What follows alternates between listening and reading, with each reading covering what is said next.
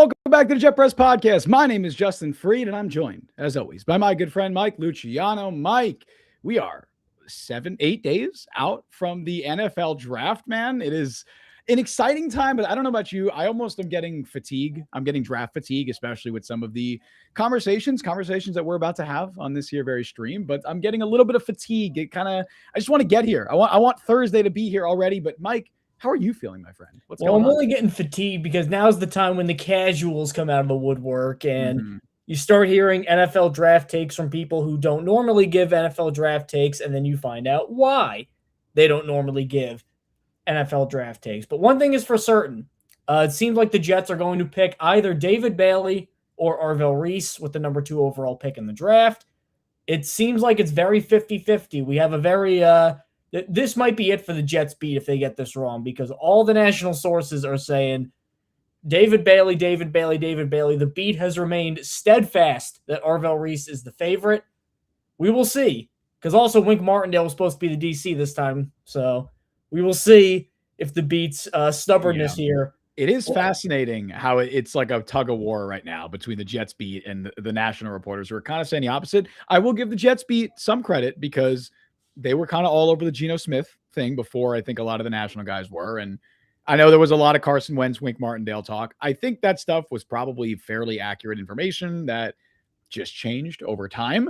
But I'm very interested. Inaccurate information. Yeah, but it's very interesting because you got the national NFL guys, and we'll talk about this obviously more in a moment. But not only are they like, yeah, it's going to be David Bailey, they're like, no, it's a foregone conclusion. Locked in, fait accompli. Write it in stone. But then everyone, like, I think it was McShay today, or I think it was McShay. It was like, yeah, it sounds like it's a foregone conclusion. Then he's like, well, it's either Bailey or Reese, leaning Bailey, but it's either one of them. You can't say foregone conclusion if it's either. Right. So it feels like they're walking it back a little bit. I don't know. We'll get more into that, though. You do the housekeeping, and then I have a couple of promos before. Well, I have a promo myself. Oh, yes. Dude, promote yourself. So you know where to find us: Apple, Google, Spotify, Overcast, wherever you get your podcasts. We are there, and on YouTube. So if you want to support the show, like the stream, subscribe, get notifications, that little bell icon. Yeah. All that helps push us up those funky, wacky, zany YouTube algorithm charts. We're closing in on 16. We're closing in on 1,600 subscribers. I think we'll be there before the draft. So let's do a quick promo. Fanside, as I just put in the chat, Fansided has this year a top 50 big board. Yours truly did a lot of the scouting and reports. In fact, all of these reports for the top 50. And National Draft Insider, Mike Luciano. Yes, and for every single team site out there, we have a top 5 for wherever your team is picking and are the first or second round. If you don't have a first round pick, so Justin chipped in with some help over there for the Jets. But we have 32 different subsections of this big board. And I really like it. Looks really clean. It's super organized. It gives you all the information you need, none that you don't. Make sure to check it out. The link is in the description below. Yeah, I will say I did the Jets section like a week and a half ago. If I were to do it now, I would probably swap out Kenyon Sadiq for Omar Cooper because it feels like Cooper has gained a lot of steam with the Jets in the last week and a half. But shout out Mike. You did an amazing job with this big board. I think it's the best one that Fanside has ever put out. It's only, it's a top 50 thing, so there's going to be more comprehensive big boards. But if you're looking for just I think this looks so good. Like the UX of it is just fantastic. And you put a lot of work into it, and I checked it out and it looks awesome, dude. So shout out you. Looks amazing. Good promo stuff. I got a couple of quick promos. One, we still have that interview with Tyree West, Tennessee defensive tackle, who had a top 30 visit with the Jets that came out last week. You can check that out. It's still on the Jet Press YouTube channel, and it's going to remain there. It's not going anywhere. We talked about his meeting with the Jets, and he had a private lunch with them too. Talked about that, his football career. And then I will promote it once again. We'll promote it at the end of the show as well. There is a draft show that we are going to be doing the night of the draft. I will be streaming live on this YouTube channel, probably also Facebook, Twitter, all that stuff, wherever we normally stream. Basically a little live watch along for the entire first night of the stream from pick 1 to pick 32. I will be here, joined at times by Mike Luciano, joined at times by Charlie Beduini, who you saw a couple of weeks ago, and some other guests that I can announce. Levi Dombro, he's given me his word that he's probably going to be there, so you can keep an eye on there. He's runs our Raiders site, Just Blog Baby. Matt Fitzgerald runs our Bengals site at Stripe Hype. He's also done some stuff at Bleacher Report and I think Barstool Sports. We're going to have some fun guests, and I'm very, very excited for that. So be sure, if you are looking for any kind of draft watch along on that Thursday night, you don't have anyone to watch the draft with, come here. We'll be watching it live. But anyway, that's all the housekeeping. Mike, we have a loaded show to get into. We have a loaded show, but let's start with the obvious topic because this has become what has rightfully dominated the Jets Twitter sphere in the last couple days. Arvell Reese or David Bailey? Mm-hmm. If you had to ask us who would we rather pick, we would both rather Arvell Reese. I think we've made that very clear. He's number 1 on my big board. David Bailey is number 6. But one thing I got to take issue with, and maybe I'm just going to be Clark Griswold at the end of vacation, like singing zippity doo dah at our ass, like not even forced positivity, but we may need some of that because the doom takes that I've seen about David Bailey, it's really driving me crazy. There are narratives going on that I know you have a particular problem with how David Bailey's discussed. The one I really want to get to the heart of is because Jets fans look, Will McDonald's not a useless player. Will McDonald's a very good pass rusher. Should they have picked him over Jackson Smith and Jig? But no, but good player. For some reason, he is now the archetype of the Jets can never do this mistake again. It'll ruin the team. They think David Bailey is this Will McDonald level run defender. As a result, we have now, I think in my opinion, overestimated the importance of David Bailey's run defense, saying that, he's going to be Will McDonald, when I don't think that's the case. And I think we've underestimated how good of a pass rusher David Bailey is. He's incredible. Led the country in 73 pressures in 14 college games. That is insane, absurd production. Consistently was getting production every game, got better as his college career went on. He got bigger, which shows he can add some weight, which is going to be big at the next level. Did you know that Pro Football Focus had him ranked as the 3rd highest graded pass rusher in the last 10 years? Yes, because you told Chase Young, Myles Garrett, Nick Bonito are the only ones that are in that sphere, and David Bailey's right there. Does Reese have the higher ceiling? Of course. It's not even a question. But to act like David Bailey, who's been this insanely productive pass rusher, who's going to go to the same Carl Dunbar coach that everybody is saying is going to fix Arvell Reese, he's going to come right in. You don't have to orient your entire defense around him like you would with Arvell Reese. Even if you like him, and we both like him, if you take Arvell Reese, you have to warp your entire defense to figure out ways to maximize him. And there's no even guarantee that he'll be good if he does like that, if he does get in that role. I don't think that the Jets should take Bailey to save Aaron Glenn's job. I think that's ridiculous. But if Aaron Glenn comes out, whoever he takes at 16, and he banged his fist on the table and go, we got the best pass rusher in the draft, that is a factual statement that he will make there.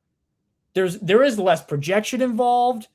There's a higher upside as a pure pass rusher involved. Even going back months when Reuben Bain was still in the conversation at 2, we said nonstop then, of those 3, David Bailey's going to end his career with the most sacks. And that's important. Mm-hmm. Is he going to be a great run defender, even Arvell Reese a run defender? No, he's not. Is he going to be able to hold his own? I certainly think so.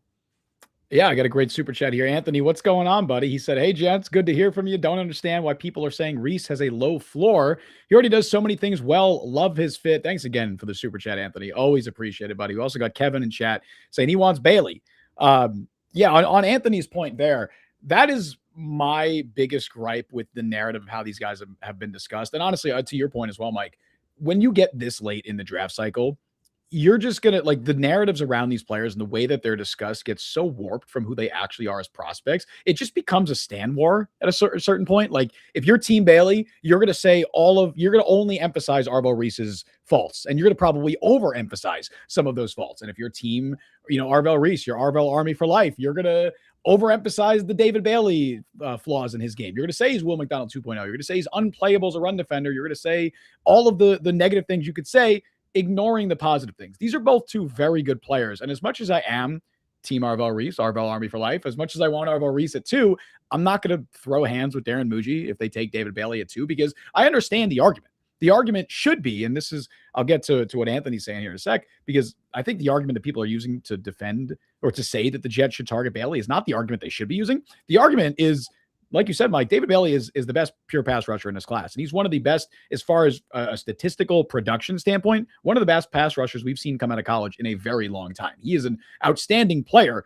On top of that, if your argument is we should take Bailey over Reese, then you probably have more significant reservations about Reese's ability to project as an edge rusher, as a full-time edge rusher at the NFL level. Everybody's just saying that it's going to happen. And we like Arvell Reese. We prefer him over Bailey, but there's no guarantee that'll happen. Like, think of it, find examples of that happen, especially with a number 2 overall pick. Sometimes it happens with a guy like a Kyle Van Noy, where it's almost out of necessity that they move him and do this hybrid thing and it works. Like, in recent history, find me a guy picked number 2 where they had this conversion plan in place and it worked. It's very rare. Anthony said Team Arvell, but Bailey is also a good player. That's where I stand. But yeah, if your argument for Bailey is best pass rusher and you have reservations about Reese's ability to transition as a full-time edge at the NFL level, and maybe you're higher on Bailey as a run defender, or you think he's farther along as a run defender than the general consensus, if those are your arguments, then those are valid arguments. The issue that I have, Mike, it goes back to what Anthony's first point was, is the way that they're being discussed. And I saw Matt Miller echo this on TV. I've seen a lot of others say it. Not only the belief that David Bailey is the safer prospect, which I don't agree with that. First of all, I don't agree that David Bailey is a safer prospect. I believe they're both projections. Just like with Reese, you're projecting that Bailey can be a 3-down player at the NFL level, where the safe part is that Bailey's superhero trait is more translatable than Arvell Reese's. The safe part with Bailey is exactly what he is right now, and he is an incredible pass rusher.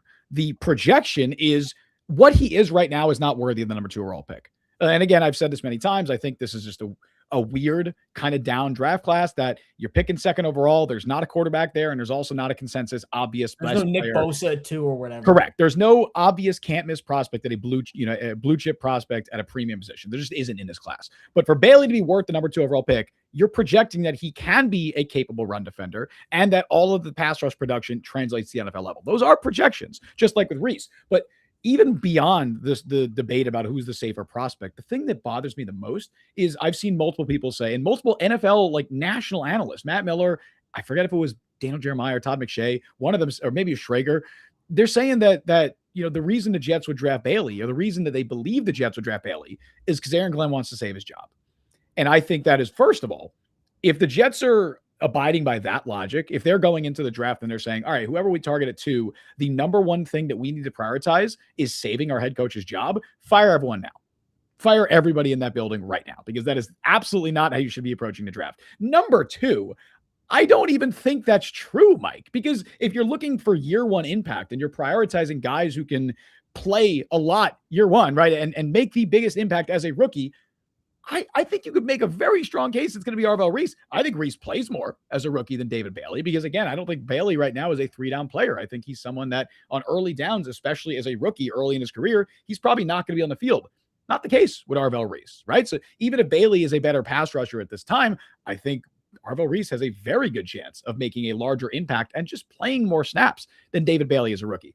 That's my issue, is the logic that's being applied to this conversation. I think you can make a very strong case for Bailey. We also got Michael in chat saying he wants David Bailey. Look, if you want David Bailey, I think you could very easily make a logical case. And I just laid it out a couple seconds ago. I don't think that's the argument, though, that NFL draft analysts are using. It's not the argument. They just see set. It's a little bit of the old finished product versus upside debate. You see this with quarterbacks a lot more than you do with edge rushers. I mean, we had it for a while, Trayvon Walker and Hutchinson. Both of them ended up working out, it looks like, back in 20. That might be the comparison kind of as 2022. Do you take the upside guy, Trayvon Walker, or the finished product in Aiden Hutchinson? And look, both are great players out there, but they're both pretty good. Both are very good players. So I think that's kind of where we're at right now. Maybe. This is just, I think, fans not astutely tuned to draft coverage, just seeing more sacks equals more translatable, or older player equals more translatable, when I don't really think that's the case necessarily. Now, I do think no matter who they take, I don't think they're going to be playing every single snap, every single game, because they did invest in Joseph Osai and Kingsley Eningbari for reasons. So if they draft Arvell Reese, I don't think they're just going to kick him inside and have him just play over Sherwood if they do that. I think Reese plays a good amount. because I think he's your third linebacker at a bare minimum in your base 3-4 or 4-3, whatever you're playing. And but then you got to have him learn the responsibilities of two positions as a rookie, which is incredibly difficult. I think early on he'll be playing a little bit of both. I think obviously the plan is full-time to get him to be a full-time edge, but they did invest a lot in edge. They have Will McDonald, they have Joseph Osai, they have Kingsley Enagbari. I think they're going to want to get him on the field as much as they can if they draft him. I think wherever he goes, honestly, he probably would be better off not playing 95% of snaps, of his snaps at edge to start, because we already know how good he is as a linebacker. Like you could use him in multiple areas. It's just the fear is kind of, and this guy's not a bad player at all, but it's kind of what the Jaguars are in with Travis Hunter, where they don't really have a defined, like, he will play this percentage at cornerback and this at wide receiver. It's kind of like, well, we'll start him here and we'll see depending on how the game's flowing. And then nobody, including him, knows how he's going to be used. That's what I want to avoid with Arvell Reese. And there's a good chance that happens with the Jets, where they get him and then, like, what do we do with him? Well, I don't know. And then there's arguing about how do we use him. Well, there's a chance that happens. Nobody's saying he's the sure thing. There has to be a plan, obviously. If the Jets are drafting Arvell Reese at 2, I hope they're not throwing their hands up and saying, we'll figure out how to use him. I hope that Jaguars did with Hunter. It's a little different, though, because that's two different sides of the ball. Like, that's a completely different thing. And obviously, he played both ways at Colorado, so he had familiarity there. I think with Reese, I would prioritize training him as an edge rusher and have him basically that be his designated position is whatever they end up running. Maybe they would call him an outside linebacker is what they're going to call him, regardless of where he's playing. But I think you train him as an edge, you give him an entire spring and a summer to really learn that edge position. But come week 1, come the preseason, you could play him as an off-ball linebacker a bit. You could play him as that probably Sam linebacker. I think he's strong enough to hold up as a Sam at the NFL level. I just think you want to get him on the field as much as possible. That doesn't mean you sacrifice his development as an edge, because that's your priority. I don't know, Mike, did you see that video where he was taught? I forget. Solak, where he was like, having pass rush moves. Yeah, and he was just like, yep, I was just winging it. I was improvising on the spot. How did Ohio State not get him a couple reps at practice? I mean, they obviously had a really good defensive front already, but yeah, you would think they would be trying him out there. Imagine, like, that's part of the appeal of Arvell Reese. It's like, this dude's 20 years old, right? He's gonna be 20 on draft night. He'll be 21 before the season starts. David Bailey's gonna be 23, so he'll be 23 before the season starts. David Bailey. When we're thinking about extending Arvell Reese, he'll be as old as David Bailey is now. With Reese, you're just like, man, if this is what he was able to do, like he had even better pass rush numbers than David Bailey, obviously on a much smaller scale and a much smaller sample size. But as far as the efficiency goes, I believe he had a higher pressure rate. He had like a almost like 7% sack rate, which is absurd. Like, that's ridiculous. Obviously, the more snaps he plays, that's not going to hold up. Yeah. But you're thinking, okay, if he was able to do that in that limited sample size without ever training as an edge rusher, man, imagine you give him 2 off seasons to develop as an edge rusher, and you make him that is his full-time position. Dude, he'll be 22 years old before, he'll be 22 years old 2 years from now. That's younger than Bailey will be come week 1. What's Arvell Reese going to look like as a pass rusher if you give him 2 years to develop there? That's the appeal of him. I got some news for you too, though, about the Bailey run defense doomers. Because number one, like, is he going to be Reggie White on the edge? No. Can he be at his peak average, even slightly above average? Maybe. Like, he's not this. Yeah. Will McDonald was playing in college in the 230s at points. And he was playing at nose tackle. 251 already, and he's much longer. And Iowa State was lining up a nose tackle. At nose tackle. I don't know. What were they? No idea. I don't know what sort of Aaron Rodgers, peyote influence decisions are being made there. And I'm going to be honest. Everybody run defense. If he gets 10 sacks a year, nobody's going to care. Well, they'll care if he's as bad as McDonald, because people care about McDonald, even though he got 10 sacks. If he's the worst guy in the league by a country mile 2 years in a row, then people will care. I don't think he'll be that. I do think it's another valid argument, though, in favor of Reese to say, look, we already have one of our, I would say our best edge rusher right now is a liability against the run. We don't want to draft another edge rusher at number 2, invest another, high draft pick in an edge rusher who has a similar skill set. He's a better player than Will McDonald. He's a better run defender. He's also a better pass rusher. But I get wanting to go for a different stylistic approach. And if they want to play that multiple defense, which they keep saying, they want to emphasize versatility, Reese seems to make a lot of sense. Well, the other problem is we could argue the same thing. Well, they signed a bunch of run defense guy. Sweat they traded for, Onyemata. They kept Phillips, Osai, Enagbare. That really doesn't give me any sort of indication in the Reese Bailey thing, because you could just use both sides of the same coin for your argument. You could say, Good. well, they signed all these run defense guys, so now they're going to get another one because that's what Aaron Glenn's prioritizing, Reese, or we signed all these run defense guys to mitigate Will McDonald and David Bailey. So we can have them both on the field a lot, and we can still defend the run fairly well. So I don't think that really gives you any indication.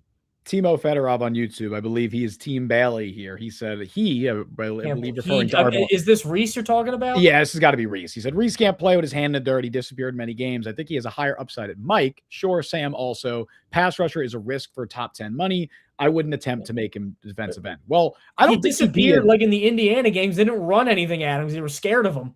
Right, and he was playing next to Sonny Styles. Like it's different when you're analyzing Caden McDonald and Caleb Downs, and it's different when you're analyzing Jackson him. will be a top pick next year, and Caden Curry will get picked this year. Like it's very different when you're analyzing him as an off-ball linebacker, which is what he was playing the majority of the time down the stretch. Because there's times where he disappears, sure, but it's really just because the play doesn't flow towards him. It's very different as an edge rusher, like. If you're an edge rusher and you're disappearing for 3/4 of a game, generally you just weren't getting after they can try to mitigate you. Like what the Jets did when they played the Steelers last year. I think of that when the Jets literally every single play was the opposite direction of TJ Watt. It's possible, but it's a lot harder to do that with an edge rusher. So I don't know. And also he wouldn't be playing defensive end with the Jets. Like he's going to be an outside linebacker, regardless of whether he's playing as a full-time edge or if they're playing him some at off-ball linebacker. They may do some wide 9 stuff with him. I think Bailey'd be good for that. But yeah, like he'll play a little bit probably with his hand in the dirt, which is, that's something that you're going to have to train. I think it's a little premature. I think it's very premature to say he can't play with his hand in the dirt when how many instances do we even have of him attempting to do that at Ohio State? Not much. And he also never trained to do that. So we don't know if he could do that. That's part of the projection. Yeah, and look, I for the 5th time this stream, we're Reese people over Bailey people, but you'll then have to teach him essentially an entirely new position with your number 2 overall pick. That's a concern. Absolutely. Dan from New York with first let's go to Sean Quigley because he has a Reese question. Mm-hmm. Reese at 2 and then trade up for Sonny Styles. I mean, if Styles is there at like 7, dude. I would rather trade up for Carnell Tate, which I've seen a couple times. Yeah, they're not taking 2 linebackers in the top 10. That would be crazy though if they just drafted both OSU linebackers. Just get the entire Ohio State. Hey, what was it? The Eagles did that with Georgia. Yeah, and for a while I remember Washington did that with Alabama forever. Just take all the Alabama guys. Yeah, well, I mean, look, you trade up for Styles at 7, and somehow you package 44 and a second next year or something to move up for Caleb Downs, maybe a first next year. I don't know what you'd have to do. Wouldn't hate it. Vinicius Cristello, it would be so much easier if Bain had normal arms, but he doesn't. Yeah, he doesn't. Well, and he's got off-field concerns now. Let's call it. That is, I'm very curious to see if that impacts him at all. Like, obviously, we can have the conversation. Oh, if he's there at 16, do you take him? I mean, probably. I got to speak on that. Shame on NFL fans. A story came out. Ruben Bain was involved in a crash that killed somebody. Yeah. And I don't want to say anything, but he was involved in a crash, and in the crash, a person died. Yeah. And their immediate reaction was, well, if he falls to us, like can we get real for a second? Look, what I mean. Why was that your first reaction? Well, now my team can get it. Come on, really? A person died in this. I hate to say, I mean, you're not wrong, but do you expect anything different? Like, of course, that's how people are going to react. I would thought when things are that. No, you wouldn't. You wouldn't. That is exactly how I would expect NFL Twitter and NFL fans to react. I would expect nothing more or nothing less. It's unfortunate. Dan from New York, which round 1 wide receiver prospect? Say that 5 times fast, by the way. Round 1 wide receiver prospect? Say that 5 times fast, or just round 1 wide receiver. Round 1 wide receiver, round 1 wide receiber, round 1 wide receiver, round 1 wide receiver. Oh my God, you're doing Let's go, baby. Whoa. Right. Now do Irish wristwatch. No, go on. Damn, that was impressive. Compliments Garrett's skill set the most. Let's separate them into the big 3 and the second 3. I'm almost at a point now where I don't know if there's a big 3. I think Omar Cooper has put himself, like if Omar Cooper gets drafted ahead of Mekhi Lemon or Jordan Tyson, would you be shocked? I'm at a point where I would not be shocked. Only Tyson just medicals, obviously. Yeah, I think Tyson and Lemon are basically equals prospects. The Tyson medicals would make it less shocking to me. You could argue Tyson, like I think Tyson, as much as I love Mekhi Lemon, if Tyson had a clean medical history, he's wide receiver 1 in this class. I still would probably take Tate.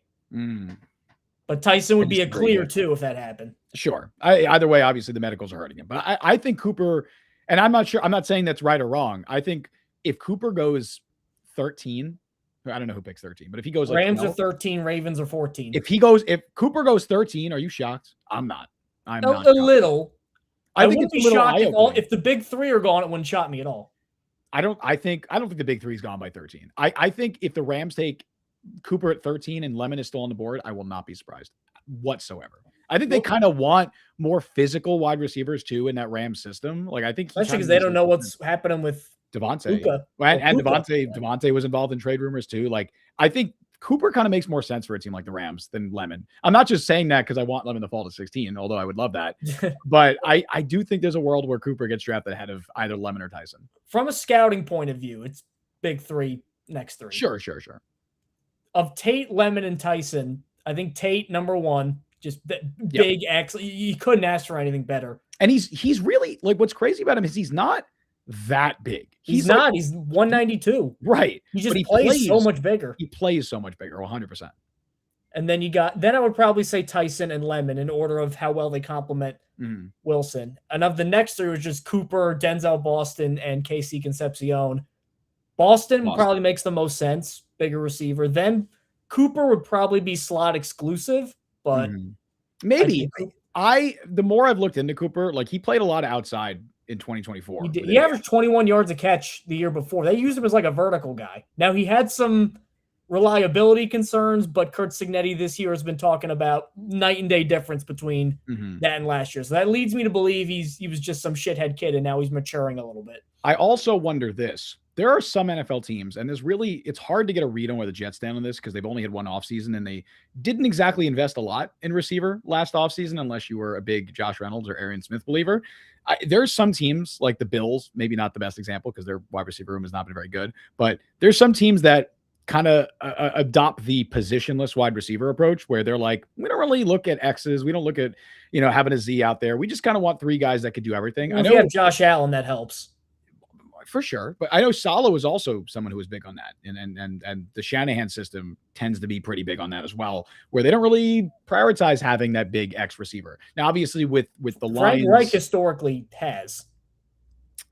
He likes his bigger receivers. Was he was there when Pittman was drafted? He was there, with Pittman, yeah. Pittman's obviously a bigger guy. Alshon Jeffrey in Philly. Yeah, going back there. Yeah, so I don't know. But it's hard to say, like, how much influence is Frank Reich going to have on personnel? I don't know. I don't know the answer to that question. They're probably going to ask him stuff. What do you want for this offense? I think Darren Muji probably has the most say of everybody there when it comes to personnel decisions. So I don't know what his philosophy on this would be. If he's prioritizing, positionless wide receivers where you don't really care if you're getting a guy who can complement Garrett Wilson. You just want a guy that can play all three spots because Garrett Wilson can play all three spots. I think he's probably come around on Cooper after watching a little bit more of him, or at least not come. Are you a little more impressed than perhaps you were before? Yes, I would be. I wouldn't be like pissed if they took him at 16. I'd be underwhelmed because I just don't. I don't think he's ever gonna. I certainly don't think he's ever gonna be a wide receiver 1 in the NFL. I think he could be a 2, but using the 16th pick on that, I don't know, right? Especially like if they take him and the top 3 are off the board, fine. They need a wide receiver. They've kind of backed themselves in a corner. If they don't think they could swing a trade for Brian Thomas Jr. or somebody of that caliber, then Omar Cooper is probably the biggest addition you're going to be able to make at wide receiver this offseason, and I'm okay with it. But if they take him over like a Mekhi Lemon, I got some words for Darren Muji. I just really don't know how they view or how they're going to use Adonai Mitchell yet. I think Mitchell, unless they draft, I think Mitchell's going to be the X. That would be my guess. I think so, but he's not like this humongous big possession. No, he's not, but I think he can beat press better than, not that Garrett can't do it, but Garrett, if you use Garrett as an X, it's just, that's the least effective place to use him. I think you want to use him either in the slot or as a Z where he's not getting physically bodied by corners, right? Like, cause he's not if there's one flaw in Garrett Wilson's game, it's a lack of physicality. He's not a very physical player, which is fine because you just get him in open space. I mean, he's one of the best separators in the NFL, and you just get him in open space. He's going to eat. But I think you don't want to use him as an X. I think Mitchell's probably the best there because he can probably beat press the best. Obviously, if you draft Carnell Tate, he's your X. But again, I don't know if the Jets care about that stuff. I don't know if they really, they might just want to use them all. I know Garrett last year played the majority of his snaps out wide, but he did play more in the slot this past season than he had in the past. I don't know if that was just also limited sample size because he only played 7 games, but Justin Fields got him hurt. Yeah, unfortunately. I'm very curious. Dan from New York again. Where would you be comfortable trading up to for Tate if he falls? The trade up teams are. That's a really good question. I would say the Giants at 5. There's a New York thing. Would you trade up to 5 for Tate? I wouldn't. Not necessarily for Tate. I'm looking at teams I would realistically think they could even trade up for, because the Giants don't have the picks that they had because the Dart trade and a couple other things. Sure. They make sense as a trade partner. Now, New York tax, I don't know. You got to consider things like that. But they at least make sense. Washington at 7, I think, makes a ton of sense. Yeah, all the reports are that Washington wants to move down. You also have the added caveat that the Commanders don't have a second-round pick and they don't have a fourth-round pick. The Jets have 2 second-round picks and 2 fourth-round picks. Makes a lot of sense. There you go. Cleveland at 6 has 2 first-round picks. I don't think they're a trade-down spot right now. Kansas City has extra picks for the McDuffie one. I think I saw a trade-down team. I think I saw that something that the Browns are looking to trade down, that they might trade down. Really? Yeah. Well, because it seems like the 2 things they want are either offensive tackle, which they can get that at 6. Everything out there says they love Monroe Freeling. I think 6 is extremely high for him. Yeah, Malago is right there. I've seen a lot of mocks saying, having them take Freeling at 6. I feel like they'd probably want to move down because I don't think anybody's taken him top 10, probably. I mean, you never know, obviously. The draft. If I had my druthers, it'd be Malagoa at 6. If they think he's a tackle, yeah, and I think he probably is. I think he's a tackle. I think he is too. I think he's probably a better guard, but you could say that about a lot of offensive tackles coming into the NFL. I said this last year. I feel like we get a little too into that. Like, we can keep him inside the guard. I feel like we're getting too into that. Well, I think the conversation is always like Maui Noah might be able to be an all-pro guard, right? But if he's a top 10, top 5 right tackle in the NFL, is that more valuable than an all-pro offensive guard? Said that about Membu. He was a guard for sure. For a while, and I think they're fine keeping him a tackle. Even if Membu was an all-pro guard, I think having him at tackle and seeing how good he is and how good he's probably going to be is more valuable anyway. I'm with you. It's the Zach Martin theorem because they kicked him to guard and then Well, Hall of Fame guard. Yes. So let's go and do a little. Oh, but anyway, we didn't fully answer that. Where would you be comfortable for Tate specifically? Yeah. Well, let's use there was the Commanders trade proposal. I forget who proposed it, but it was that might be because they give up 44. They give up one of their 4th-round picks, and then I think they give up a 4th next year or something like that. I think that was the trade to move up from 16 to 7. You would do that? Send it in only because give up 44. A little preview of my final mock coming out. I have the Saints taking Tate at 8. Yeah, that's a pretty good pick for. It gives them a wide receiver 1. So I don't think Tate makes it out of the top 10 because 9 and 10, I think the Chiefs go defense. I think the Bengals go defense. Dolphins probably go offense at 11. Now, I don't think Tate will be there. The pushback I've seen on this, and I'm kind of on the fence. I don't have like a firm stance either way. The pushback I've seen is, are you really giving up all of that, right? You're basically trading away. You're using 2 premium assets because you're using 16 and 44, which those are, you could get 2 day 1 starters there, as well as the 2 4th-round picks. You're giving up both of those assets for a wide receiver 2. Now, I'm not saying Carnell Tate is a wide receiver 2 at the NFL level, but he will be with the Jets because they have Garrett Wilson. So is that valuable enough? Is the role that Carnell Tate would play valuable enough to give up those assets? That's the pushback I've seen. I guess it'd be a 1 and 1A kind of thing. Like, who's the Rams wide receiver 1?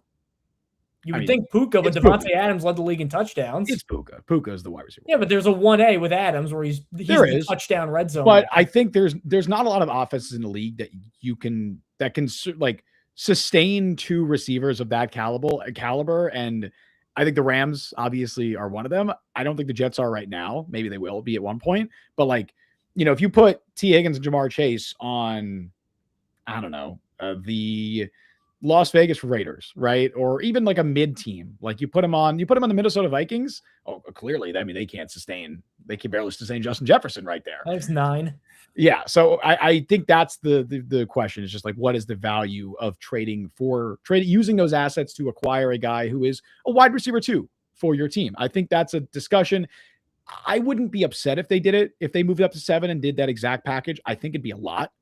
And if there were no wide receivers off the board by that point, I kind of think I'd rather just stay because I think there's a good chance, Mike, that Mekhi Lemon, Omar Cooper, or Jordan Tyson are there at 16. I think one of those guys is definitely going to be there. I think multiple might be there at 16. And at that point, I don't have them graded. Like Cooper is a different discussion for me. I think the Jets are a lot higher than I am. But the gap between Tate and Lemon or Tyson to me is not that significant. Wild Chew, if you draft Tate, you're not drafting any of the receivers in 2027? Not necessarily.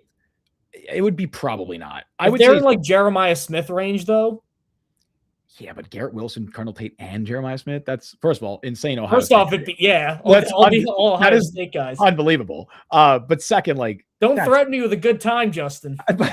Listen, I'm not going to complain as a Jets fan about too many mouths to feed because I remember the days of Chris Owusu and David Nelson. Hell, dude, they didn't have a 400. I remember last year. No, they didn't have a 400-yard receiver on their entire team last year. Their leading receiver had 395 yards and was Garrett Wilson, who played like 7 games. So maybe I shouldn't complain about that. But you would think there's a better allocation of resources than using 3, like have wide receiver 3 Carnell Tate. Is that the world? I mean, that's insane. I love that, but also like surely there's a better way to use those assets, don't you think? Is there? I don't know. It sounds pretty good. I get what Wild Shoe's saying though. I think I would be surprised if they drafted Carnell Tate, if Garrett Wilson was still on the team, which God willing, this man should be on the team. I don't see why he wouldn't be on the team in 2027. I'd be surprised if they drafted another receiver that high.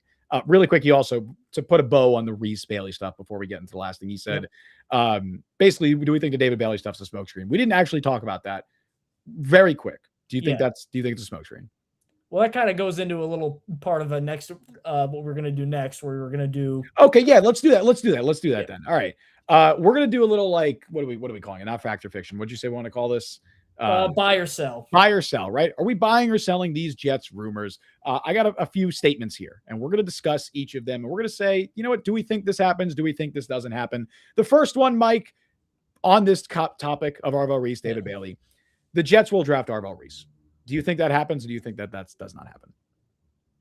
I'm going to go buy. Okay. A tepid buy. Okay. Because, like, I don't think David Bailey, when you say a smoke screen, like, I don't think the Jets have zero interest in David Bailey and they've decided on Reese and they're just trying to, like, fool people. Mm-hmm. I don't think that's it. I legitimately, if you gave Darren Muji a truth serum, I think it's genuinely down to the wire. Like, I don't think they know yet. And I don't think they should know yet because these are two very evenly matched different prospects who are both going to be good. Mm-hmm. I do think that, because I think for the longest time, the league assumed the Jets were going to take Reese.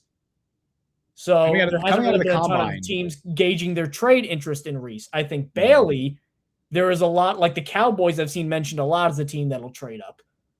I think they're saying, well, we know that teams behind it like David Bailey. So if we put that out there, I think Darren Muji does want to trade down. Yeah. I think he wants to trade down. I think if in his ideal world, like if he could make anything happen, I think he can move down maybe to like a 4 or a 5. Mm-hmm. And then if one of Reese or Bailey is there, he takes that. That would be his dream scenario. I think it's 50-50. I do think, though, that at the end of the day, like if all things are equal, you go with the ceiling. And I think the ceiling is Reese. Doesn't mean Bailey's going to be bad. I think he'll be very good. Doesn't mean the Jets fans should crash out if they take David Bailey because he's not going to be Will McDonald. Just like Arvell Reese isn't going to be Vernon Golston because he went to Ohio State. David Bailey's not going to be Will McDonald, a worse version of Will McDonald because he's not Reggie White setting the edge. Mm-hmm. I think if the Jets stay put at 2, I think they take Arvell Reese. I always get a little hesitant that, all the word coming out of the NFL Combine, Mike, was Jets want Arvell Reese. That was what everybody believed was the case. And then within a span of 24 hours, like 3 different national media guys, I believe it was McShay, Jeremiah, and Schrager, all put out, not only does it seem like they're leaning Bailey, but man, it seems like a lock that it's David Bailey. Why would they put that? Or if they take Bailey, what benefit would it be for them to put that out weeks early? Well, yeah, if they take Bailey, nothing. There's really no benefit to doing that. Why did that happen? Obviously, it would just be that it leaked, right? Yeah. You always got to remember, you always got to think of where these sources are coming from, right? So the Jets beat are the ones that are still on the Arvell Reese train. Tepidly, but like Rosenblatt put out an article yesterday where he said 55% Reese, 40% Bailey, 5% crazy wild card. Which is fascinating because I think a lot of their Reese love comes from pre-combine stuff or even combine stuff. I don't think the Jets have let anything new leak to the beat within the last month or two, right? There's not been anything new coming from the beat. There's been new stuff coming from the national media. And when it comes from the national media, I always tend to believe that it's coming from sources outside of the organization, Agents. right? Or yeah, either agents, either other teams, because they talk to other NFL GMs where it's like, oh, maybe they're talking to, whoever, right? Who's the Cardinals GM? Monty Ossenfort, right? Monty Ossenfort. I don't know how he's lasted as long as he has. I know, but they're talking to Monty Ossenfort, and he's like, yeah, I hear they like David Bailey because maybe he wants a team to try and trade up, right? Because the Cardinals could be a team that looks to trade down. I think if the Cardinals stay at 3, they'll take whichever of the 2 pass rushers the Jets don't take. I think if the Jets leaked this information that they want David Bailey, it's because they want a team to try and trade up to 2 because they want it out there that they love Bailey. And if you're the Jets, you got to think of it this way too, right? You don't want, even if you are already set on Arvell Reese, because I think if the Jets draft Arvell Reese, I think they've kind of been set on him for a while. I think they've been decided this for the last few weeks. I think they can operate like they're picking number 1 because everybody knows Mendoza's going 1, right. So they don't have to worry about him going off the board. For sure. They don't need to worry about that. But you want teams, like there is a value to creating that smoke and to creating that deception because you want teams to be calling you. You don't want teams to be calling the Cardinals, right? If everyone thinks you're drafting Arvell Reese, then the draft starts at 3. Everyone's calling the Cardinals saying, oh, how can we move up? You want those teams to call you. And maybe you don't take any of those offers. But also if people think you're taking Bailey, the draft still starts at 3 anyway with Reese. Well, but there's deception now. I don't think like as much as it's out there that it's a lock, it's David Bailey by some insiders. I don't think the perception around the NFL is that the draft starts at 3. Everyone understands the Raiders are taking Fernando Mendoza. People know that. There is deception around 2. There is not a clear, obvious guy. The betting odds show that. Everything shows that. So I think it's a value to the Jets to create that deception and say, okay, maybe we are going to take Bailey. Maybe we are going to take Reese. We don't know. Call us if you want one of these guys and we'll talk. Because otherwise they're just calling Arizona. They're skipping that phone call to Darren Muji. And that's the value I think there is in the Jets leaking that information. I'm not saying that's what happened, but for those who were like, oh, what's the point of creating a smokescreen? That's the point. If they were to have done it, that's the reason. I think what the Jets might do is honestly what Monty Ossenfort did a while ago with the Cardinals, which was because I don't want them to trade back in like 2 to 12 and then make their first pick at 12 is go back and then use what they get from going back to maybe move up to like 7. Yeah. And then they could take Styles or Tate or who knows. A couple comments that I liked here. Leon, Jets run defense edition, Sweat, Onyemata, Davis, Enagbari, Osai, just pass rush ads, ... I think Osai helps you there too. Osai is a bit of both. Enagbari is definitely more of a run defender. Osai is a good pass rusher. Then we got a couple more from Leon. I prefer Reese, but Arvell admits he's a work in progress. Brings out a Jamie Collins comparison. I mentioned Clay Matthews as kind of a high-end thing. Sure. Here's a statement I want to do. I want to like kind of gauge where you're at here. And don't do it in traditional Justin fashion where I say like a yes or no and you're like, well, it depends on this. All right, yes or no. What if it depends, Mike? What if it depends? All right. If you had virtual certainty that David Bailey would have the same first 8 years of his career as Brian Burns, because I mentioned Brian Burns as a comparison, would you still take Arvell Reese? No, I would take Reese. So, yeah, if Bailey hits 80% of his apex. Yeah, because then Reese is still a projection at that point. There's a world where Reese does not transition fully to a full-time edge rusher, and he's just a very good off-ball linebacker, and that's fine. He's still a very good player. If I know for sure I'm getting a Pro Bowl defensive Pro Bowl edge rusher, Brian Burns is really good. He's a really good player. That's the comp I keep. Big, not big, but like long arms, couple good moves. Wild Chew with a very good point here. I could see Muji looking at Bailey like Nick Bonito. Sure. A little bigger than Nick Bonito, but yes. Of course, the Broncos connection. Glenn loves the versatility of Reese. He used Derek Barnes and Branch as chess pieces in Detroit. Yes, that is a good point on the versatility that Glenn looks for. Obviously, Barnes was moved all around. He has spoken extremely highly of Branch. Different type of player, of course, defensive. Oh, yeah. But yeah, no, that's valid. And Glenn has already talked about this. I believe in some interviews this offseason, he has talked about wanting to be more versatile on defense, especially when they made the Minka addition. That was a big step towards that versatility.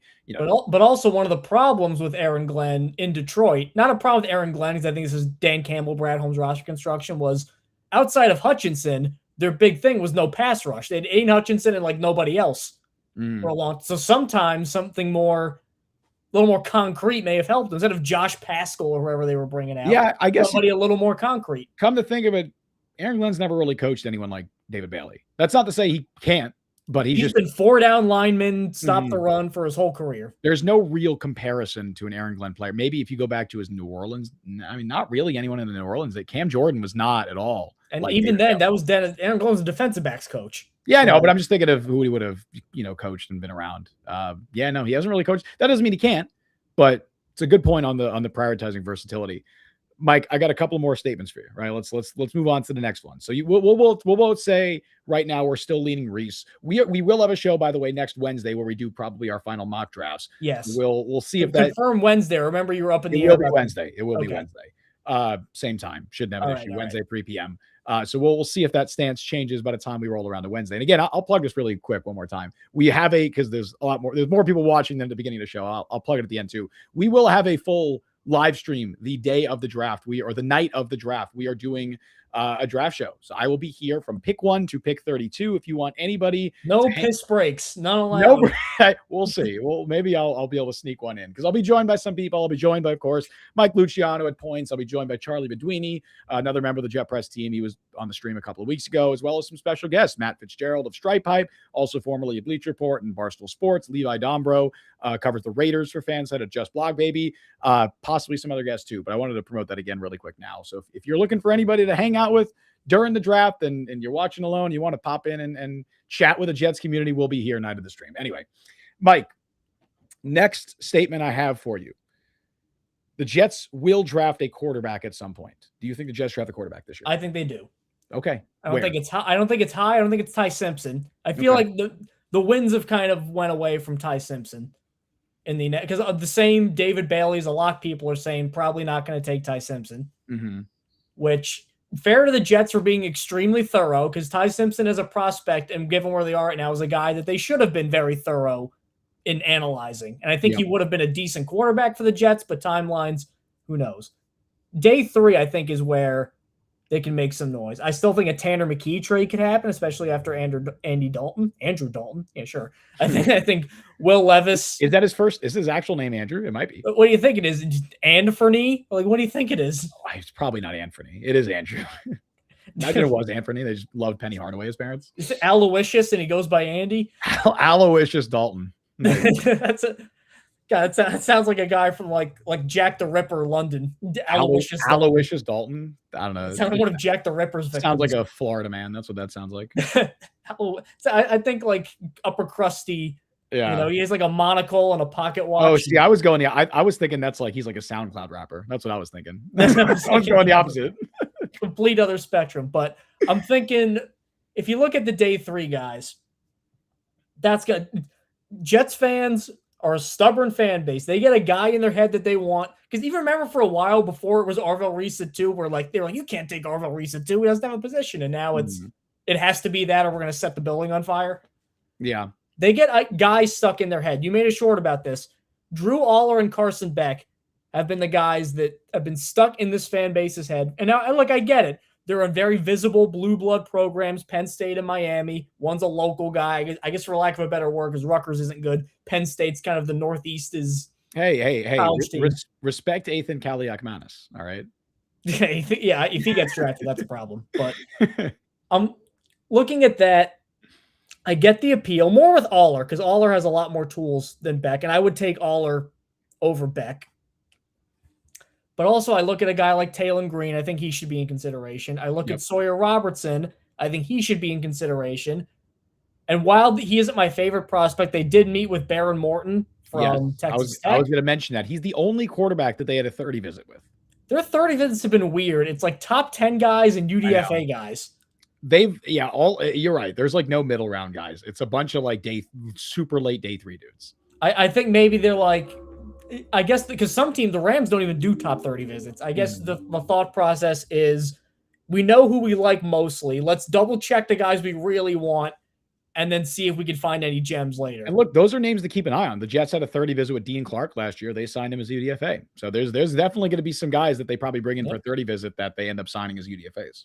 So I think the earliest they draft a quarterback or at least the earliest I would draft a quarterback if I quantum leaped into Darren Muji's body would be Freaky Friday swap with Darren Muji. Well, I was thinking quantum leap is a little better. You don't want Darren Muji to be you? Show? No, I've seen a guy could like jump into people's bodies from different time periods and like. And then what happens to that person's body then? Like they're like unconscious and he's like moving. I think it's funnier if Darren Muji becomes Mike Luciano for like the duration of the draft and he's like freaking out. I'm surprised you haven't watched the 70s. What are you gonna watch? Buck Rogers in the 25th Century next? That'll be next on your. I don't know what that is. My dad used to like that show. It was like an alien space hero show. I swear everybody over the age of 50 is like, I remember Buck Rogers in the 25th Century.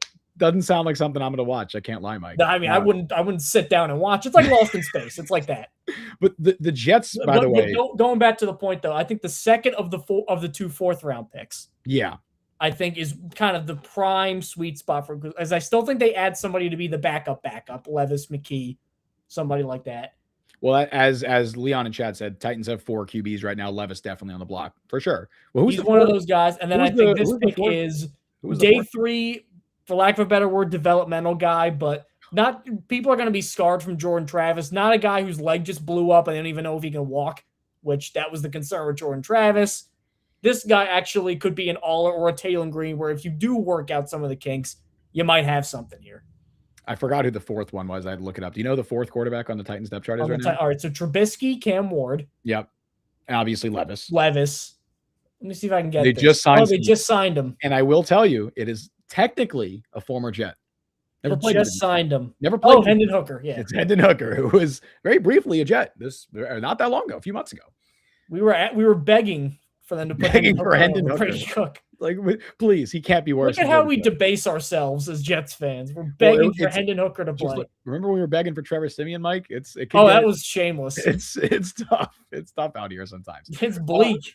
I think so. The Jets brought in, this was a really good chart. I forget who put it out on Twitter, but I saw it earlier.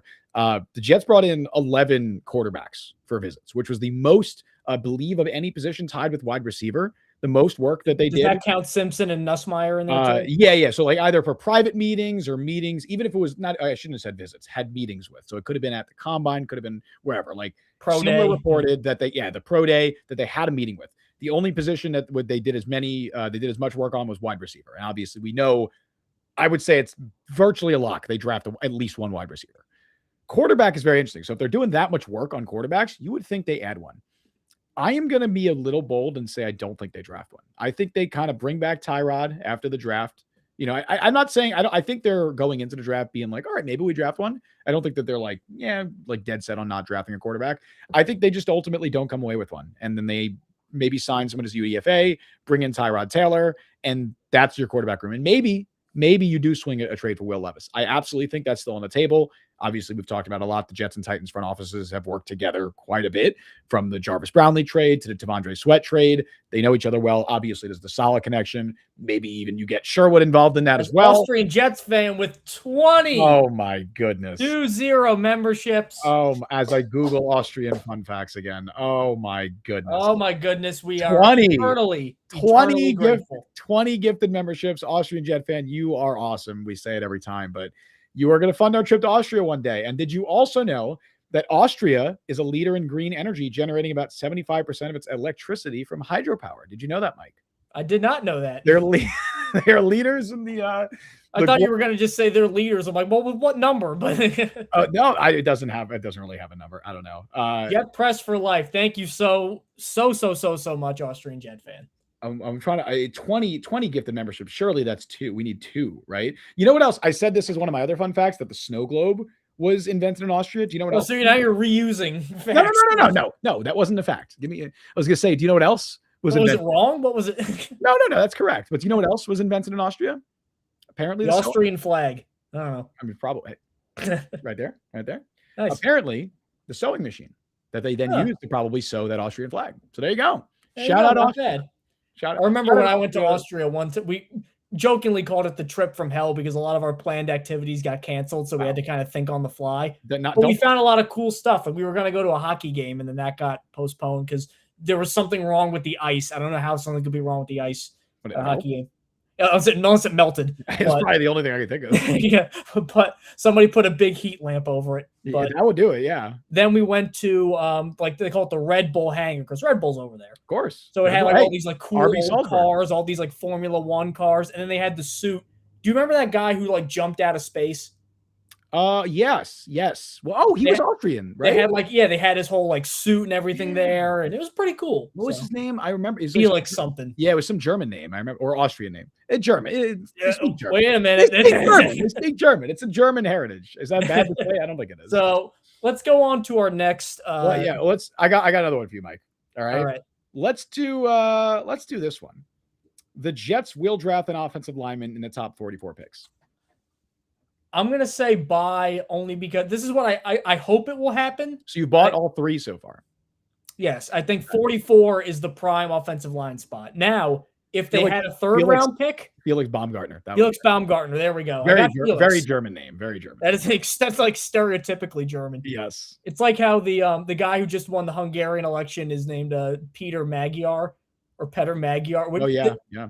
That's what Hungary's called, Magyar or something. It'd be like literally if somebody was named like Johnny America, dude, the president. The Hungarian language is so weird to me. Yeah. It's a complete side tangent, but it's bizarre. Just imagine if Johnny America was the president. That basically happened.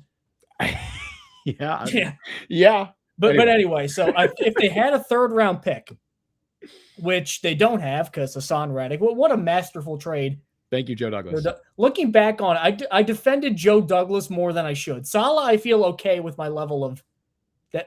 Joe Douglas has aged horribly as a general manager. Oh, I think you're just say in general. I'm like, I don't know. I mean, I'm not going to call a guy ugly, but, who are thinking this isn't Mekhi Becton? What years of being a Jets general manager does though, man? Well, it's so you see McCagnon. Actually, McCagnon looked pretty good. Yeah, I'm surprised McCagnon hasn't gotten even just like an assistant. Well, he just like was out of the public eye. He resurfaced and was doing some interviews ahead of the draft. Like I think he did a podcast, which is bizarre. His drafts, looking back on it, man. Outside of a couple, Quinnen was no brainer, slam dunk. Your cat could have made that pick, Quinnen Williams. Yeah. But outside of that, man, you're not a Ja'Kai Polite fan, or Zuniga was Douglas, but Ja'Kai Polite. Jamal Adams, and even then that ended up just being a trade. Drafting two safeties first two picks is kind of crazy. Like that's pretty wild. That's why I saw there was a video of him talking about how much he likes Dylan Thieneman. And it was like, of course he's talking about how much he loves the safety. Right. But if they had that third round pick, that would have been the perfect spot, in my opinion, to get like a guard, a guy who may not be able to kick Dylan Parham to center and start immediately, but good depth for both. Maybe he starts as a traditional center. Mm-hmm. The pure center class is not very strong this year. Connor Liu was kind of the one. He tore his ACL? ACL tear on top of that. So there may not be a pure center taken in the first two rounds. What's the guy from Iowa? Logan Jones. Logan Jones as well, yep. I think he's more of a third round guy, which would have been perfect, but they don't have that. So as a result, if they take one, it's going to be 44. 33, I don't want to take an offensive lineman unless you just get an insane value pick. Unless like a Caleb Lomu falls and you want to kick him inside, or even if Emmanuel Pregnon is there, then I'm fine with it. But I'm looking more at a guy like I've got a little preview of the final mock draft because I've had this guy locked in at 44 for a while. I just really think Chase Basantis would make a ton. I knew you were going to say that. Yeah. I just think he makes a ton of sense. I think he's good value because after Basantis, there's a pretty big gap.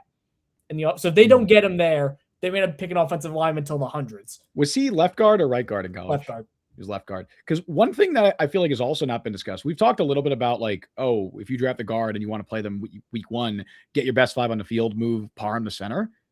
They could move Tippmann back to center. They could. I wouldn't want to do it. I thought he was better at right guard than he was at center. I think he was good at both. I think it was a little overblown how much better he was at guard than center. I think he's good at both. He is. I think they clearly like him better at guard. So I would be hesitant that they would probably do that. You were criticizing that all. Well, we don't know what happens if Vera Tucker doesn't get hurt. I feel like they got a little bad. Happy accident. Well, I don't think AVT would disagree with that, but AVT got paid still. He did get paid. Good for him. Unfortunately, of all teams, I know. Where's he going to play there? By the way, is he playing right guard? Left guard, and then they're going to kick Jarrell Wilson to center. Okay, and they're going to keep Campbell at left tackle. And when it was going to be right guard, and then Morgan Moses. Maybe they draft a tackle this year too. Okay. That makes sense. I didn't even... Leon, I like the versatility of Trey Zune and Fabici. I believe in Nwanwu is how you say his last name. Nigerian guy, I think, right? From Hey, we know they love Nigerians. Yes, that does sound like a name that originates from or somewhere close to. It's got to be Nigeria. That's got to be Nigerian. And Nwanwu, I think, is kind of like a late day 3 guy. He is Nigerian. Trey Zune is an interesting player because they're gonna do like a Graham Barton with him, where he was a pure left tackle, and they're like, actually, he's gonna play center. So he's a true, I don't know where you stick him kind of guy, but even going up against Basantis this year, I think Basantis was the best Aggie lineman when I was watching him. And by the way, not to rip a guy here, but man, Marcel Reed, if they didn't have him at quarterback, I wonder how Casey Concepcion would be evaluated. It is really funny that when everybody talks about Casey Concepcion, they're like, man, if his quarterback didn't stink. And I'm like, Marcel Reed just keeps catching strays. Good college quarterback, but the ball placement is just so bad. Like that's... I mean, he's not that big. He's like 180 as a quarterback. So yeah, I know. But Justin, your thoughts on the Jets possibly going O-line? I agree with you that if they do, 44 is the most likely pick for it, because I don't think there's going to be... They could go 33. 16 is unlikely to me. Obviously, the only guy that would really make sense there, unless they are converting a Spencer Fanu or a Francis Mauigoa to guard, the only guy that makes sense there is Venga Ioane. And I honestly, right now, Mike, if I was projecting, I don't think Ioane's there at 16. I think he's... I don't think he is either. And for as much as I was saying, hey, take all the receivers, like... Taking that many offensive linemen that high every single year, like there has to be other ways to find offensive line talent besides top picks. If you are a Jets fan, you want a receiver at 16, which I imagine most Jets fans do, you want as many offensive linemen to go in the top 16 as possible. Like you want Monroe Freeling going top 16. You want Fano, you want Mauigoa, you want Ioane, because all those guys are probably not guys the Jets are going to target at 16. Maybe Ioane, but I'm hesitant that even if Ioane was there at 16, I'm hesitant they would take him. If Mauigoa had a crazy fall and you're going to move him from right tackle to left guard, but you're like, we had Mauigoa as a top 5 player and we got him at 16. And you're like, we got to keep our star Francisco Mauigoa happy. We got to keep our the brothers. Happy. Yeah, they got rid of the Williams brothers. Now we have the Mauigoa brothers. Brian's here. What's going on, Brian? He said, assuming that O-line probably wouldn't be received as well as the first round pick this year. Yeah. This past year, segment of Jets fans that still think the O-line's like really bad. It's they're the 50 plus crowd that look. No, I'm not trying to call out anybody in particular here, but the 50 plus crowd, the 50 plus crowd, on Facebook that are always just like the O-line stinks. The O-line. Last year, watching Justin Fields, the O-line, it's the O-line, it's the O-line. When he held the ball for 5 minutes every time he dropped back, it feels like that's the people that say that, right? Hopefully, that's if you feel attacked by that. I don't know, man. Look in the mirror, I guess. I don't know. or call me out. Maybe I'm stupid. Maybe I'm Jet Press, the only Jets podcast that actively antagonizes their viewers. We're ageist. You are. I didn't say anything. That was all you. Well, you're fat phobic. You hate Mekhi Becton. I know it's Mekhi Becton phobic. Yeah, you brought him up briefly before, but I cut you off. We need big lads like Lee Hunter on this team. And Tavondre Sweat, I was a big fan of. And Tavondre Sweat's bigger. Give us the fatties. I'm with it. All right, we got to. So I'll say, to answer that, I'll say yes. I think they take one at 44. That's my prediction right now. I think Basantis makes a lot of sense. They're not taking one at some point. I just don't know if it's 44. Yeah, they'll definitely draft one at some point. I'd be shocked if they did not draft specifically an interior guy. Although even if they don't start right away, I think tackle is an underrated position because their tackle depth right now. I know we haven't talked about it at all because it's the same guys they brought back from last year, and those guys literally didn't. Max Mitchell played as your 6th offensive lineman. And Okorafor, but they were super lucky with health. Okorafor didn't play a single offensive snap last year. I think he played a handful of special team snaps, and that's it. Good work if you get it. Yeah, I mean he made good money doing that. But Mitchell, Okorafor, not a super exciting tackle duo, backup tackle duo. So I wouldn't be shocked if they add some depth there. Brian Sternbeck, to the O-line is bad group's credit. Even with all the talent, the run blocking has been subpar. I disagree. I remember when they had Justin Field, they actually were running the ball pretty well, despite having literally zero threat of a pass. I think some of it was just the one-dimensionality, one-dimensionness. Yep. Yeah, the offense was very one-dimensional, and largely due to quarterback play, but also could be a coaching thing too. But I look, I think Steve Hyden did an excellent job in his first year with the Jets. I think it's hard to fault them. The work that he did. Josh Myers proved to be a capable signing, even if I think he's still a weak spot on the offensive line. Membu was a hit. Tippmann played very well at guard. Fashanu, I think, had some bumps in the road, but finished strong. I think he finished his year strong. And we're excited about what they got right now. Your next statement, Mike. We can go a couple more of these, maybe one or two more. Let's say this. The Jets will draft a running back at some point in this draft. Sell. You don't think so? They've done that. For context, they've done a lot of work on running backs. I know I put this out there, or I talked about how many quarterbacks they brought in. They've had how many running backs? They brought Nick Singleton in for a top 30. They brought Kalen Black in for a 30 visit. Nick Singleton is even the best running back on his own team. They've also done some work with Jeremiah Love. Obviously, they're probably not going to take him. And Chris Mosley from NC Central. That'd probably be an undrafted UDFA guy. UDFA. I think HBCU, NC Central. Is that yes, it is. Yeah. Them and A&T have a big rivalry.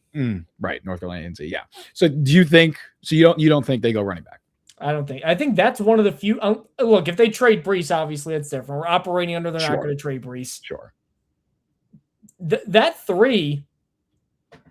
You're fine with that, right? I agree. You're fine with Brees. I'm still not selling my Braylon Allen stock. I still think there's something there. And then Isaiah Davis, solid RB3. Where's who are you taking out of that room? You got to cut Isaiah Davis? I don't know why you do that. It feels like they always want to draft the running back. Like they're always trying to look to add. Well, they didn't add one last year, obviously. So I guess that. So never mind. Maybe they have a different regime, I suppose. But it feels like the Jets in at least not last year, but in recent years have always drafted a running back in the mid round, or at least obviously they drafted 2 when they drafted Allen and Davis in the same year. I do think they don't. I think they pass this year. I think they can. Unless Braylon Allen's just physically shot with the knee thing, which I don't think that's the case. Yeah, I don't. There's no indication that would be the scenario. I think your running back kicks. Unless you're trading Breece Hall, like you said, you got Breece, you got Braylon Allen, you got Isaiah Davis, you got Kene Nwangwu. That's your 4 running backs. You don't need to. Yeah, Nwangwu, of course, too. Yeah, Nwangwu as well is going to be on the roster because he's your kick returner. So that's already 4 running backs right there. So I mean, if they draft like a Nick Singleton in the 4th round, you're going into camp saying, "Oh, is Braylon Allen on the roster bubble? Is Isaiah Davis on the like that?" That would be the conversation if you use a 4th round pick on a running back because you already have 4 running backs in your roster right now that I think probably make the team. Leon likes Adam Randall from Clemson. I do too. Adam Randall is basically Braylon Allen when I evaluated him, and they have not only Braylon Allen at home, they have exactly Braylon Allen. They literally have Braylon Allen at home. Yeah. All right, last one for you, Mike. And this is a loaded question, and I think I know what your answer is going to be, but. Jets fans will be happy on April 26th. Do you think they'll be looking at the draft and they'll be happy with the totality of the 7 rounds? Sell, because this fan base is a miserable bunch. As I've mentioned this before, the problem that I have with this and why I think a lot of fans are miserable is I compared it to a restaurant where if you go to a fancy restaurant, they have 6 things on the menu and you go, "Oh, I'll get this and that." But there isn't as much consternation. Then if you go to Chili's, there's 90 things on the menu and you get choice paralysis and you try to find the best combination of things and there's uncertainty. Because of this, the fact that there's no locked in, like there's no Mendoza, there's no Myles Garrett where you're taking him. Because of that, because this team has so many needs and because they have 4 picks in the top 50, everybody's trying to come up with, I got the ideal combination of picks. And anything else outside of that, well, I don't know. Like, Justin, how many times have you heard the phrase, "I don't like this guy at 16, but if he's there at 33? Oh, what they said about 50 different guys in this draft? I've said it a couple of times. I know, but like I feel like everybody, unless it's like Mekhi Lemon, is getting that tag. So because of that, I think unless they just hit unless what I call the A+ de facto draft for a while, which was Arvell Reese and one of either Mekhi Lemon or Jordan Tyson, unless that happens, like if they take Bailey or an Omar Cooper with the pick there, or if they take even like a Nussmeier in the 2nd round, like if they do the quarterback swing at 44, I feel like there's going to be some people like, Muji finally messed up, when in reality, I think that I don't want to say this is idiot proof because they're going to prove me wrong and screw it up, but the Jets are going to come away with some really good players here unless they just completely screw it up. So because of that, I'm going to find ways to be pretty optimistic about this class, especially if all the smoke doesn't turn out to materialize and they end up taking Reese instead of Bailey. Yeah, Brian, by the way, in chat said, I know the Jets don't have a third at the moment, but I want me some Jonah Coleman from Washington. What do you think about Jonah Coleman? But third feels a little high for him. Yeah, that's where I'd take him. I just don't see the long speed to be anything more than kind of like a one cut grinded out power guy. He's very compact, right? He's small and big. He's like 5'9", 225. Yeah, yeah. Built like a fire hydrant. Built like Sean Green. Yeah, but like Sean Green, yeah. Built like him a little bit. Yeah. But again, this is a good like power running back draft, but the Jets have power running backs, so it's a bad running back class in general. Yes, it is. Outside of Jeremiah Love, it's very bad. Yeah. There may not be another one in the first 2 rounds, unless Jadarian Price. I think Jadarian Price ends up going. I've seen even Jadarian. Then, you get the backup who, I've seen you. Well, I get who. What was that? That was the case with Kenyon Drake. Remember when Kenyon Drake was drafted? He was the backup at Alabama, right? I mean, is that the guy you really want to base it off of, though? He had a good career, Kenyon Drake. He was around for like 8 years. He was starting running back. Well, it worked so well with Kenyon Drake. If we do it, if you draft a running back in the 2nd round and they have a Kenyon Drake career, I think that's fine. I don't think that's bad. He was the 3rd round, wasn't he? Yeah, well, I'm just saying, if Jadarian Price, you drafted him in the 2nd round, he became Kenyon Drake. I think that's perfectly fine. I really like that guy, Mike Washington, though, from Arkansas. Oh, yeah. He's got a lot of hype. I've seen a lot of Mike Washington hype. Big, fast. How did Arkansas win 2 games last year? I don't know. They had Taylor Green. They had Mike Washington. Well, Taylor Green is probably going to get picked. They had Julian Neal. They had a couple offensive linemen that are going to get picked. Taylor Green is an NFL prospect, but I don't think he was not a particularly great college quarterback, right? Correct me if I'm wrong. I will say the coaching situation was not great. Mm-hmm. He did get a little unlucky. And Arkansas had a brutal schedule this year because it was. Yeah, I mean, 19 touchdowns, 11 picks, 60% completion percentage. That's not terrible. He was forcing a lot, but yeah, there are some runs he has where he'll run for like 50 yards and he'll take like 4 steps. I'm like, there's gotta be something there. This isn't like Tyree Jackson, where he's just a big guy with a big arm. Like there's actual quarterback traits here. Wasn't he still kicking around as of not that long ago, Tyree Jackson? I'm pretty sure. Who's the other guy I'm thinking of? Felipe Franks. No. Because he actually had a career. Who am I thinking of? What a big, strong quarterback? Position convert. Big quarterback. To tight end? Oh, Nick O'Leary? No. Not Nick O'Leary. Not Nick O'Leary. Logan Thomas. Logan Thomas. Well, he ended up becoming a damn good tight end. He was pretty good. Yeah, he was a starting tight end. It wasn't. No, Nick O'Leary was a tight end in college. I'm making that up, right? Yeah. At FSU, right? You're thinking of Matt O'Leary. I'm not thinking of Matt O'Leary. Yeah, Matt O'Leary is exactly what I was thinking about. I don't know who I was thinking of. Will fans be happy, Justin? Nick O'Leary's grandfather is Jack Nicklaus? I'm sorry. I'm going down a rabbit hole. That's crazy. What? How do I not know this? That's wild. What a response to the question. I'm sorry. That's just wild. I didn't know that. Will Jets fans be happy? Jack Nicklaus. No, my friend Jack Nicklaus, my buddy who lives next door, Jack. Oh, I meant Jack Nicklaus' son. Yeah. Well, I always used to get those two confused when I was a kid. Oh, I mean that makes sense. I also for a while. This is when I was a kid. I swore up and down that John Elway was Elton John and the other way around. That John Elway was the singer and Elton John was the quarterback. Those are funny people to mix up. I've heard Eddie Murphy have done that before, but yeah, not like a week ago, like when I was a kid. Imagine John Elway, John Elway playing the piano, singing Rocket Man or something. Big giant teeth. Elton John, quarterback in the Denver Broncos. He's got like a bedazzled Broncos helmet. That'd be funny. They do the halftime show and then they do a duet. Anyway, Mike, will Jets fans be happy? I mean, the short answer to this question is always no, right? I feel like Jets fans will never be happy. The Jets could win the Super Bowl, and the next week they'd be arguing about who they're going to take at pick 32. Like, that's just how Jets fans operate. We know this. But I think if I had a prediction about how the general consensus will feel, like what the general consensus will be about this draft, I think Jets fans are going to love day 1 and day 2, and they're going to kind of throw their hands up and be like, what the hell happened on day 3? Which is kind of what happened last year. I'm feeling a similar vibe. The Jets have 4 top 44 picks. Is there a chance that they can take Bailey and a majority of fans will be happy? Yeah, if they come around and nail pick 16 and 33 and 44, and they take guys Bailey and Lemmy, you think fans are happy? Well, yes, I think fans are pretty happy. And then Mike, if they take Bailey and I don't know, Thieneman, and then they come around in day 2 and they trade for Brian Thomas, I think Jets fans are stoked. I think Jets fans are through the roof. Like they are doing backflips. It seems like the two differing mock draft things are, on one hand, you got That explains Mike's scouting ability. Oh, get out of here. Oh, wait, what's he? Oh, about the John John Elway Hollinger. Get out of here. Hey, check out Mike's Check out my big board, by the way. I'm beating you in the big board rankings, 1-0 there, Chief. Now then. Who would you would? I think the two different mock drafts we've seen. One is Arvell Reese, top receiver. The other is David Bailey, Omar Cooper.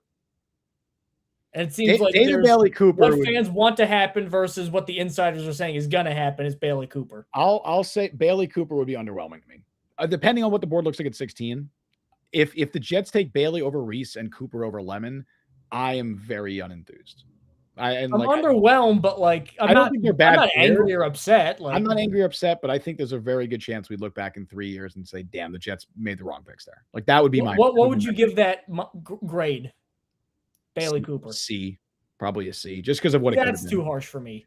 I mean, because of what they could have been. Like I think they're good players, but if you're passing on two of my, what if Cooper's the top receiver on the board, the top 3? Okay, then if Cooper's top receiver on the board, then that's bumping it up to like a B-. I was gonna say a B. So yeah, it's probably bumping up to like a B-. But if you're passing on Lemon or Tyson, because I think there's a world where they pass on Tyson. I think Lemon and Tyson, I'm so fascinated to see where they go because Tyson passing on Lemon would be worse than passing on Tyson because at least with Tyson you could say we got scared by the medicals. Okay, I get that.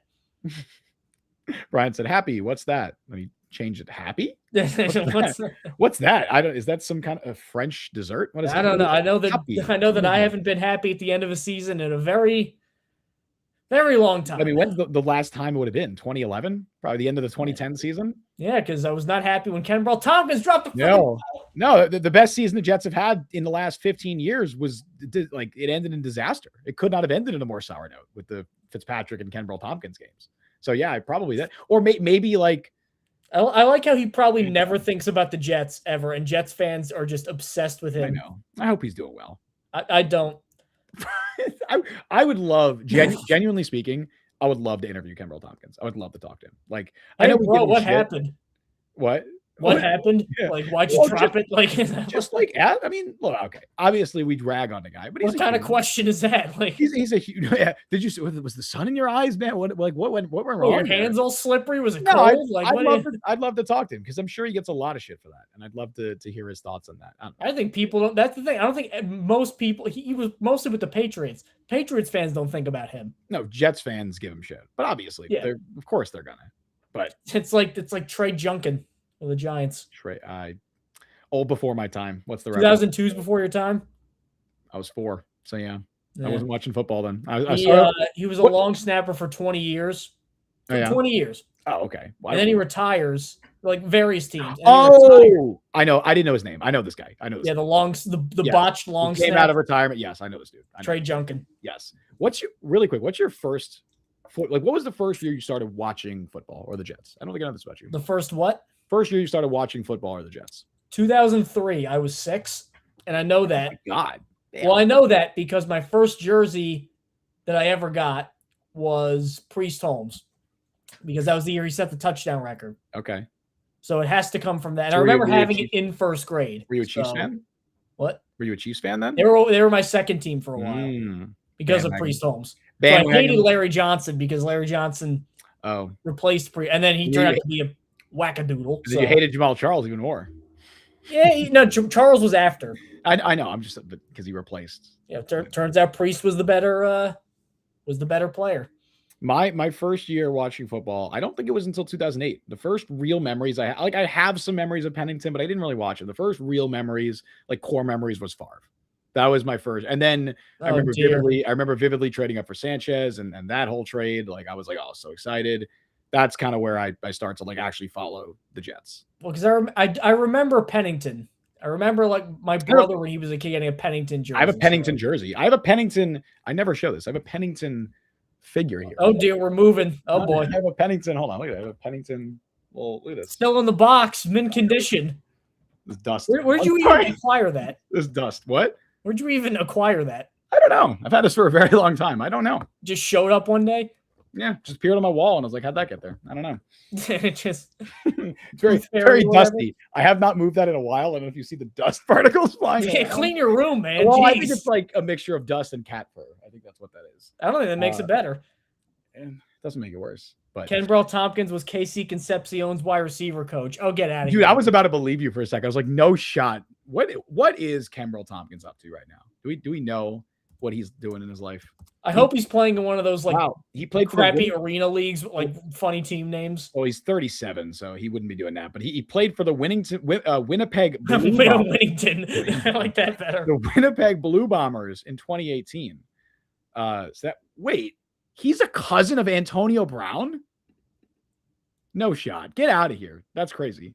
Okay, that that explains. Well, we can't blame the guy for who his cousin is. He just happens to be a cousin with him. Well, his brother's name is Kendall. Oh no. Kendall and Kenbrell. Oh no, Mike. Oh no. Wait. Oh, I don't like that. Wait, Kenbrell Tompkins was charged by the U.S. federal government with access device fraud and aggravated identity theft. Identity theft. What the? It's not a joke, Mike. On March 26th, 25 months in prison. The prosecutors alleged that he stole $300,000 in unemployment benefits. Oh no. He did a Brett Favre. Oh no. He did a Brett Favre. And he had 25 months in prison.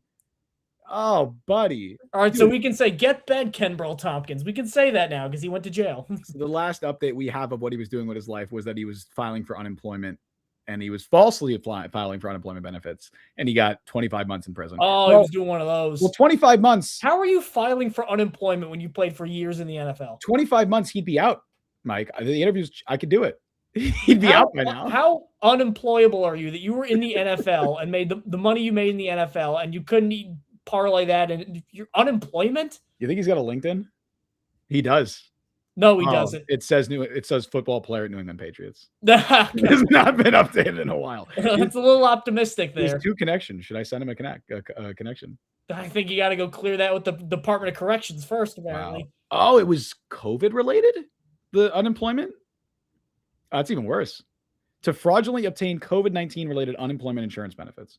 Oh, it's one of those. Social security numbers and other protected personnel information of unsuspecting Florida residents to obtain prepaid unemployment insurance debit cards from California. Oh, hey, I'll get you your money. You just got to give me a cut of it. Oh, it's one of those schemes. Okay. Dude. He's like scamming old ladies out of unemployment. That's really bad. All right. This makes me feel better that 2 of the most hated Jets figures of the past 15 years are Kenbrell Tompkins and Buster Screen, and they both went to prison. A lot of time to think about that catch in that cell. He did, and Buster Screen as well, also very hated former Jet, and he's also not a great dude. If you look up some of the stuff he's done, wasn't he like someone in Canada he got arrested with? I believe he was. I know he was scamming fans. Was one of the big things he was doing. I believe he also went to jail. What was that Jets contract that he got? And he's bilking fans out of money. He also, bank fraud related charges. There you go. In 2023, he was arrested. Created multiple accounts at created bank accounts at multiple banks in the Durham region, and used fraudulent checks to withdraw. Well, this is very similar to Kenbrell Tompkins, to withdraw over $100,000 in cash. Started in September 2022. How are you writing bad checks when you were an NFL defensive back? Yeah, he was arrested. He was arrested in Toronto after he had made travel arrangements to return. So he fled to Canada. By accident, you should have money saved up from that contract that the Jets paid him. That's crazy. He's facing 15 charges to include fraud and possession of property obtained by crime. All right. I just don't get, where did the money go, Buster Screen? I don't know, man. What did the Jets give him? I guess he wasn't holding on to it, Mike. All right, what did he sign? That was a holding. He earned over $40 million in the NFL. Wow. Well, he needed that extra $100K. What was it, Brewster's Millions? And he had to... I don't know. You ever see that movie? That's actually a good old movie. I have not. They remade it with Richard Pryor, I remember. And okay. Richard Pryor's cool. Yeah. I think there was one of the 50s. Basically, a guy, if he has to spend, I think, $1 million in a month, and if he does that, he gets this big inheritance. Okay. But he can't tell anybody that he's doing it. So it's can you burn through $1 million in a month? Is starring Buster Screen. That's the only explanation I have. Co-starring Buster Screen and Kenbrell Tompkins in a buddy film. Just 2 of them together. Well, Kenbrell Tompkins, that was like, remember that NBA player scandal? Oh, Jonte Porter. No. They were doing fake, like they were applying for like medical bill coverage. Oh, not like betting shit. No, so not like terror. No, they'd be like, hey, can you cover my root canal I had? And then they'd be playing basketball at the same day. They're like, I'm having a root canal here. Can you pay me money to reimburse me? No, I don't know about that. Terrence Williams, who's like one of the worst Nets picks ever, was the ringleader of that. By the way, I'm mad that the Knicks third game, like game 3 of the Knicks Hawks series, is going to be first night of the draft. So while we're streaming, which we'll wrap up here, and I'll plug this one more time. We are doing a live stream the first night of the draft. We'll be here, pick 1 to pick 32. I will be here the entire time, possibly taking bathroom breaks. We'll see. Probably. Hey, I did a whole fan-sided draft stream. I didn't take one bathroom break. Well, not everyone can be Scott Hansen, okay? I peed in my pants like an adult, and I didn't take a I wore a diaper like a grown man. I got some Depends. Yeah. And I toughed it out.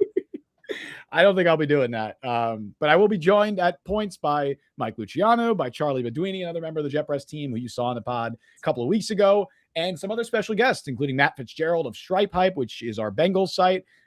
Big-time draft analyst. He's also worked for Bleacher Report, Barstool Sports, and Levi Dombro, another huge draft guy. I know, Mike, you've worked with him a lot on draft content. He's done a bunch of draft stuff. profiles. He did a lot of scouting reports on some of the day 2 guys for Fansided. He is great. Like both of them, Matt and Levi, both awesome dudes, and really, really know their draft stuff. Probably, and I would not even say probably, they have watched more NFL draft film than me this year. I've been very behind on that, and I know they have done a lot of homework on these draft guys. So we'll have both of them on at different times, and potentially some other guests as well. So if you're looking for just someone to watch the NFL draft with, looking to hang out with for picks 1 through 32, we'll be here for both the Jets picks at 2 and 16, talking about them, and also probably talking about some day 2 prospects as the draft goes on.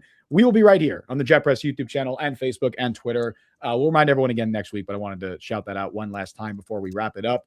Mike, do you want to plug your big board one more time before we close this up? Yes, fansided.com, NFL Big Board. We got a top 50 for you. We also have an interactive element. You can go to one of the 32 different drop downs and look at a top 5 team-specific big board with analysis provided by many of our great experts across the Fanside Network, including Justin Fried. Hi. Oh, I'm a great expert. Thank you. Yes. I try. Well, 31 great ones, and then, Justin Fried, but, It's all right. You can have one done. Where it needs improvement.